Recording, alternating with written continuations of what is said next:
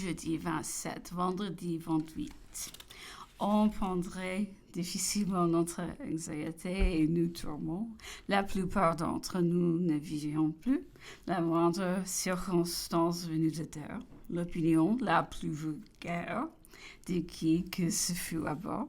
L'article du journal les moins authentiques était le sujet de nos arguments les plus graves et la cause de nos perpétuelles oscillations d'espérance et de crainte. Nous allions à la recherche du plus petit bruit. Nous provoquions de première venue des versions favorables, des espérances trompeuses, dans l'expansion et la mobilité de notre caractère national. Nous rendons peu propre à cette résignation stoïque et cette concentration impassible que nous dérivons que l'idée arrêtée et des doctrines positives visées de l'enfance. Les papiers publics, les ministériels surtout, étaient déchaînés contre nous. C'était les cris des ministres préparant au coup qu'ils allaient frapper. On se figurait difficilement les heureux, les mensonges, les imprécations qui accumulaient contre nous, et l'on sait qu'il reste toujours quelque chose sur la multitude, quelque bien disposée qu'elle soit. Aussi, la manière autour de nous était devenue moins aisée, les politesses embarrassées, les figures incertaines. L'admiral Keith, après s'être annoncé longtemps, ne fit qu'apparaître. Il nous était visible qu'on résultait notre situation, qu'on évitait nos paroles, les papiers contenant les mesures qu'on allait prendre, mais comme il n'y avait rien d'officiel encore et qu'il se contredisait dans quelques petits détails, nous aimions à nous flatter et demeurions dans ce vague, cette incertitude pure que tous les résultats. Cependant, de l'autre côté, notre apparition en Angleterre y avait produit un étrange mouvement.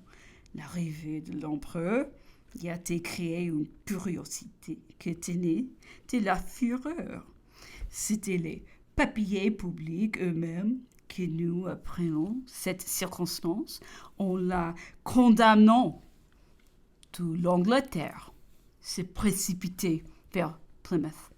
Une personne partie de Londres, aussitôt mon arrivée, pour venir me voir, fut contrainte de s'arrêter bientôt par le manque absolu de chevaux et du logement dans la route.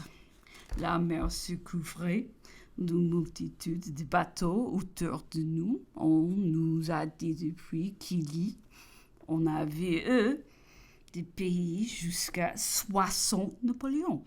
L'empereur à qui je lisais tous les papiers n'avait pas moins en public la même calme, le même langage, les mêmes habitudes.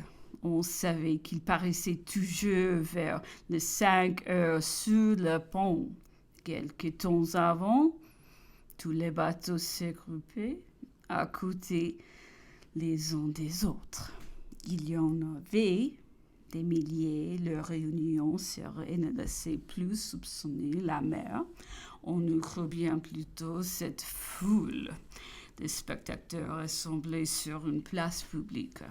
À l'apparition de l'empereur, les bruits, les mouvements, les gestes de tout le monde présentaient un singulier spectacle. En même temps, il était aisé de juger qu'il n'y avait rien d'hostile dans tout cela et que si la curiosité les avait amenés, ils ont rapporté l'intérêt. On pouvait s'apercevoir même que ce sentiment allait visible en croisant. On s'était contenté de regarder d'abord. On avait salué ensuite. Quelques-uns demeuraient découvert et l'on fut parfois jusqu'à pousser des acclamation. Nos symboles même commençaient à se montrer. Parmi eux, des femmes, des jeunes gens arrivés parés d'œillettes rouges. Mais ces circonstances même tournaient à notre détriment. Aux yeux des ministres et de leurs partisans, et nous faisons que rendre plus poignant notre perpétuelle agonie. Ce fut dans ces circonstances que l'empereur frappait néanmoins de tout ce qu'il entendait, médita une pièce propre à servir de base aux légistes pour discuter et défendre ce véritable situation politique. Nous trouvons le moyen de la faire passer à terre. Je n'en ai point conservé de copie. Dimanche 29, samedi 30. Depuis 24 heures ou 12 jours, les propriétés qu'un sous-secrétaire d'État venait à Londres pour notifier officiellement à l'empereur les résolutions des ministres à son égard. Il peint, en effet, c'était le chevalier Banbury qui vint avec Lord Keith et remit une pièce ministérielle qui contenait la déportation de l'empereur et limitée à 3 un nombre de personnes qui devient le compagne, en excluant toutefois le duc de Rovigo et le général Lallemande, compris dans la liste des proscriptions. Je ne fus point appelé auprès de l'empereur. Les 2 Anglais parlaient et entendaient les Français. L'empereur les a mis seuls. Jésus qui les avait combattus et repoussés avec beaucoup d'énergie et de logique. La violence qu'exerçait sur sa personne, il était l'hôte de l'Angleterre. Et vit-il, il n'était point prisonnier, il était venu librement se placer sous la protection de ses lois. On violait sur lui les droits sacrés de l'hospitalité. Il ne céderait jamais volontairement à l'outrage. Quand lui ménageait la violence seule pourrait l'y contraindre. L'empereur me donnait la pièce ministérielle pour sa traduction. La voici. Comme il peut être convenable au général Bonaparte de prendre sans un plus long délai les intentions du gouvernement britannique à son égard, votre Seigneur et lui communiquera l'information suivante. Il serait peu consistant avec nos devoirs envers notre pays et les alliés de Sa Majesté.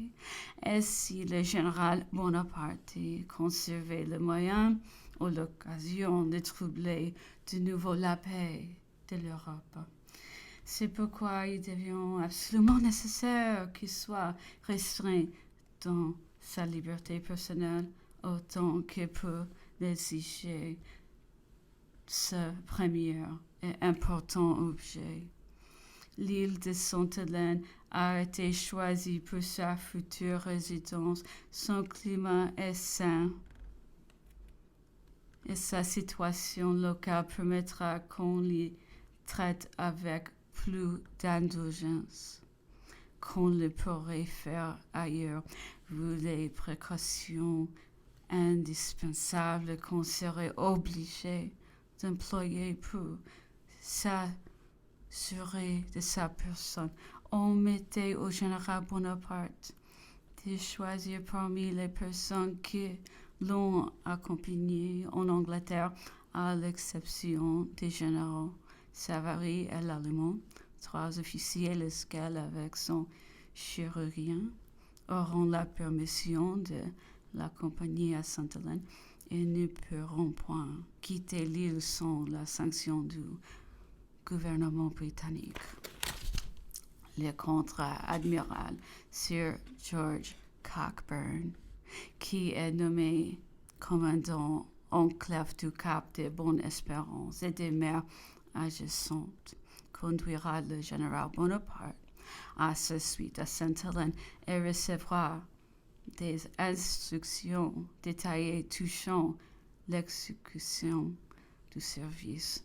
Sir G. Cockburn sera probablement prêt à partir dans peu de jours. C'est pourquoi il est désirable que le général Bonaparte fasse sans délai le choix des personnes qui doivent l'accompagner. Bien que nous nous fussions étendus à notre déportation à Sainte-Hélène, nous en demeurâmes affectés. Elle nous consterna tous. Toutefois, l'empereur n'en vint pas moins sur le pont, comme de coutume, avec le même visage et de la même manière, considérer la foule affamée de le voir. Lundi 31. Notre situation était affreuse, nos peines au-delà de toute expression. Nous allions cesser de vivre pour l'Europe, pour nos patries, pour nos familles, pour nos amis. Nos jouissances, nos habitudes ont nous laissé. À la vérité, le choix de ne pas suivre l'empereur, mais ce choix était celui des martyrs. Il s'agissait de renoncer à sa religion, à son culte, de périr. Une circonstance venue complique encore nos tourments. C'était l'exclusion spéciale des généraux Savary et Lallemande, qui ont été frappés de terreur. Ils ne voyaient plus que le chauffe-eau. Ils étaient persuadés que l'Angleterre ne distingue point les actes politiques. Dans une révolution des crimes civils, dans un état tranquille, les livrerait à leurs ennemis pour subir le supplice. C'était un tel outrage à toutes les lois, un tel opprobre pour l'Angleterre elle-même quand eux étaient tentés de l'en défier. Mais on ne pouvait parler ainsi qu'en se trouvant proscrits avec eux. Du reste, nous ne balançons pas à vouloir demeurer tout du nombre de ceux que l'empereur pouvait choisir. Nous n'avions qu'une crainte, celle de nous trouver exclus